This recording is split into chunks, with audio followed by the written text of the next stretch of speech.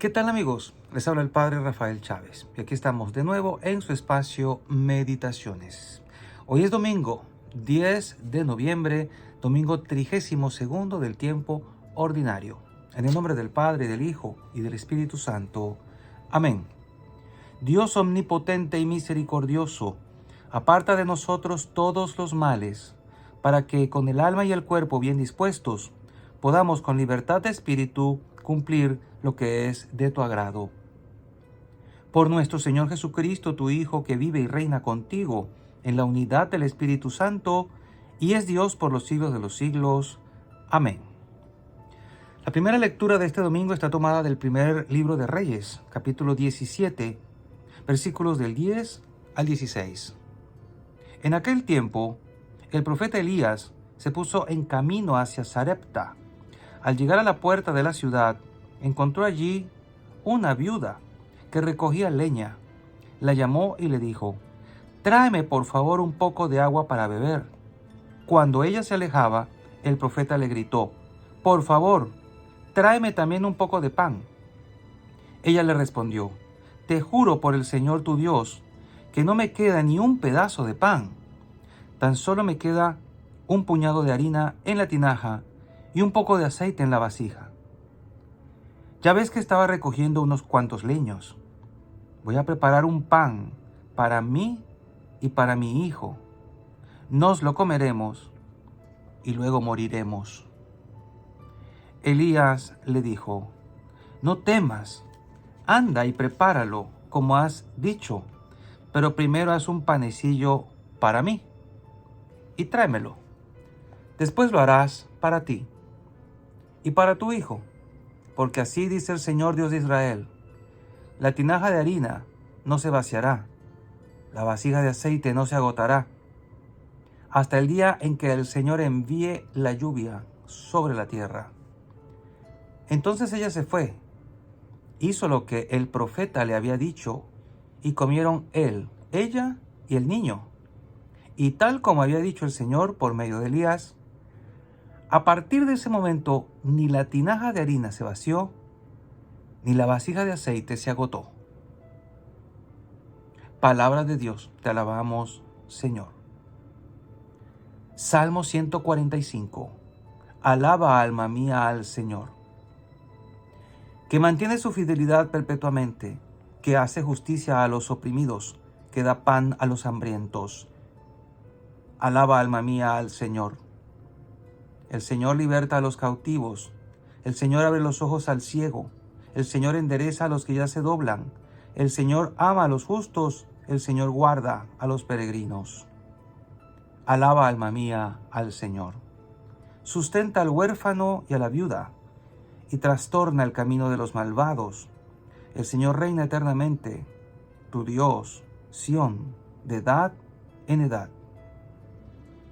Alaba, alma mía, al Señor. La segunda lectura está tomada de la carta a los Hebreos, capítulo 9, versículos del 24 al 28. Hermanos, Cristo no entró en el santuario de la antigua alianza, construido por mano de hombres, y que solo era figura del verdadero, sino en el cielo mismo, para estar ahora en la presencia de Dios intercediendo por nosotros. En la antigua alianza, el sumo sacerdote entraba cada año en el santuario para ofrecer una sangre que no era la suya, pero Cristo no tuvo que ofrecerse una y otra vez a sí mismo en sacrificio, porque en tal caso habría tenido que padecer muchas veces desde la creación del mundo. De hecho, Él se manifestó una sola vez, en el momento culminante de la historia, para destruir el pecado con el sacrificio de sí mismo. Así como está determinado que los hombres mueran una sola vez, y que después de la muerte venga el juicio, así también Cristo se ofreció una sola vez para quitar los pecados de todos. Al final se manifestará por segunda vez, pero ya no para quitar el pecado, sino para la salvación de aquellos que lo aguardan y en Él tienen puesta su esperanza. Palabra de Dios, te alabamos, Señor. Y el Evangelio está tomado de Marcos, capítulo 12, versículos del 38 al 44. En aquel tiempo, enseñaba Jesús a la multitud y le decía: cuidado con los escribas. Les encanta pasearse con amplios ropajes y recibir reverencias en las calles. Buscan los asientos de honor en las sinagogas y los primeros puestos en los banquetes. Se echan sobre los bienes de las viudas, haciendo ostentación de largos rezos. Estos recibirán un castigo muy riguroso. En una ocasión Jesús estaba sentado frente a las alcancías del templo, mirando cómo la gente echaba allí sus monedas. Muchos ricos daban en abundancia. En esto se acercó una viuda pobre y echó 2 moneditas de muy poco valor. Llamando entonces a sus discípulos, Jesús les dijo: yo les aseguro que esa pobre viuda ha echado en la alcancía más que todos, porque los demás han echado de lo que les sobraba, pero ésta, en su pobreza, ha echado todo lo que tenía para vivir. Palabra del Señor. Gloria a ti, Señor Jesús. Ayer veíamos cómo el Señor, estando furioso por ver a los mercantes en el templo, los echó con un látigo en mano. Quiten todo esto de aquí, decía el Señor. No conviertan la casa de mi Padre en un mercado. Y hoy el tema de la economía, del dinero, vuelve a salir a colación, y de una manera bastante incisiva, que creo que todos nos podemos sentir de una manera u otra aludidos por las palabras de Jesús y cuestionados por las palabras de Jesús. Si usted fuera el encargado de la economía de la parroquia, digamos el encargado de contar o el encargado de la tesorería de un templo, ¿qué preferiría? ¿Contar la abundancia de lo que echa la gente con dinero o contar poquita plata, moneditas de poco valor que echen los que no tienen mayores ingresos? Pues tal vez usted diría, pues me gustaría contar bastante, que a la alcancía entrara bastante dinero. Y en la mayoría de las parroquias se sentirían muy contentos cuando la colecta dominical pues es gruesa, es gorda y tiene números altos. Pero aquí nos enfrentamos a un dilema moral. ¿Qué es mejor? ¿Más o es mejor menos? ¿Qué implicaría hacerse otra pregunta? ¿Qué es mejor? ¿La riqueza o la pobreza? ¿Y qué es mejor? ¿El fracaso o el éxito?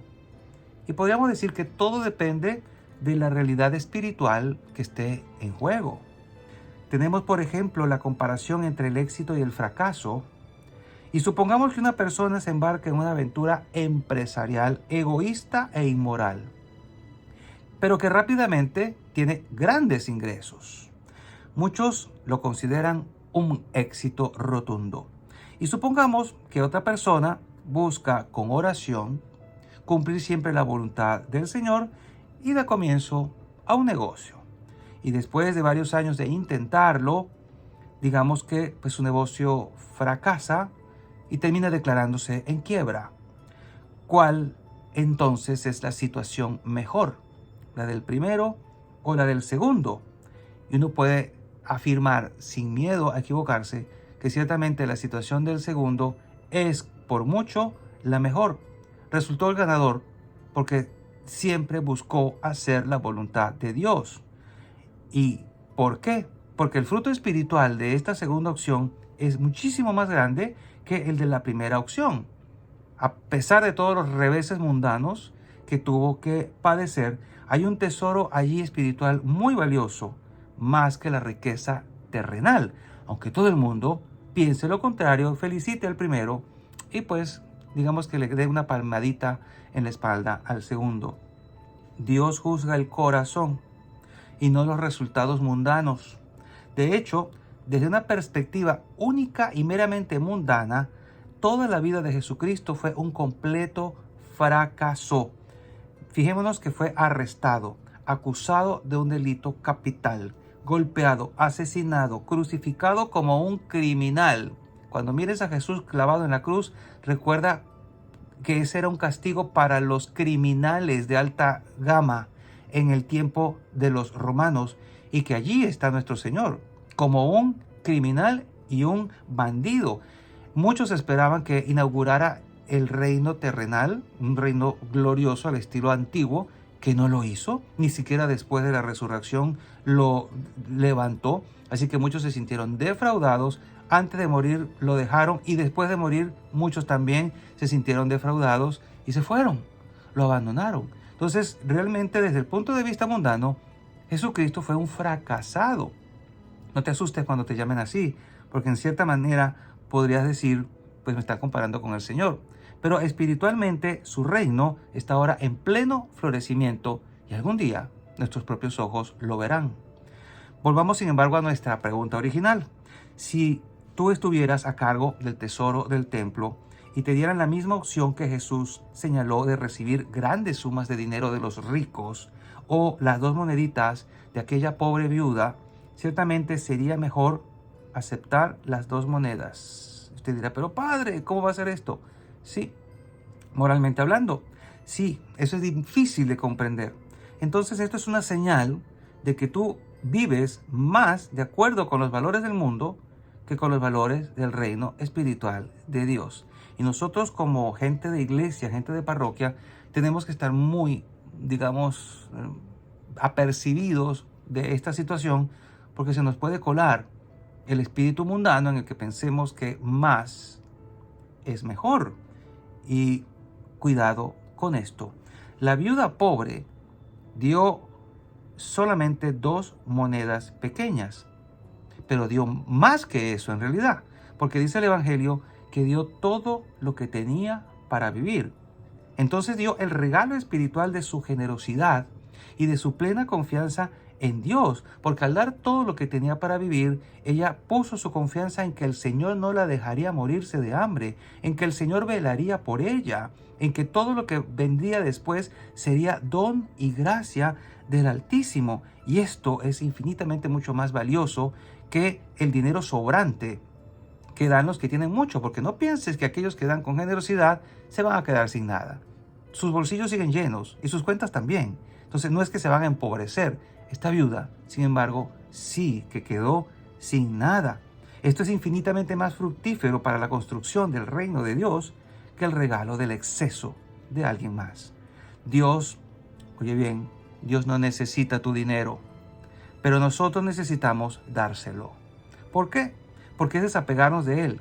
Es estar listos y dispuestos a dar todo lo que tenemos, como aquella pobre viuda, todo lo que somos, todo nuestro sustento a Dios, porque de Él viene todo lo que tenemos. Ya lo habíamos comentado en una meditación anterior. Esto sí que es realmente confianza. Esto sí que es verdaderamente abandonarse en las manos de Dios, con obras concretas, no solamente a través de una piadosa oración en la que le dices, Señor, te entrego todo lo que soy. No solamente eso, sino que se lo estás dando literalmente allí. Este es un don espiritual que tendrá ramificaciones eternas mucho mayores para la salvación de las almas que todo el dinero del mundo. Preguntémonos, ¿estoy imitando a la viuda? ¿Es un ejemplo para mí? Cuando voy a misa, ¿doy como la viuda da? ¿Doy con esa generosidad? ¿O en todas las áreas de mi vida doy también desde ese punto de vista, dar todo lo que tengo para vivir? Y cada quien tendrá que evaluarse en su caso particular, que es todo lo que tenía para vivir. Y la bendición de Dios Todopoderoso, Padre, Hijo y Espíritu Santo, descienda sobre cada uno de ustedes y les acompañe siempre. Y seguiremos en contacto, si Dios lo permite, a través de este canal. Chao, chao.